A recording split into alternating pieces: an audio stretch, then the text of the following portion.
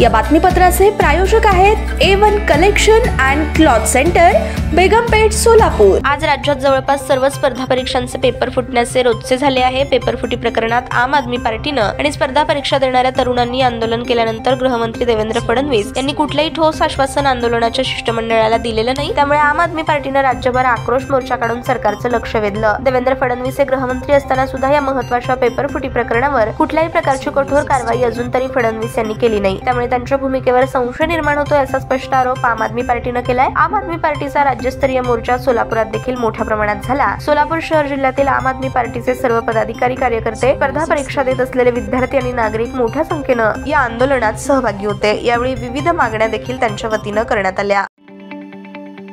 ताज्या बातम्या पाहण्यासाठी प्राईम महाराष्ट्र न्यूज चॅनलला सबस्क्राईब करा।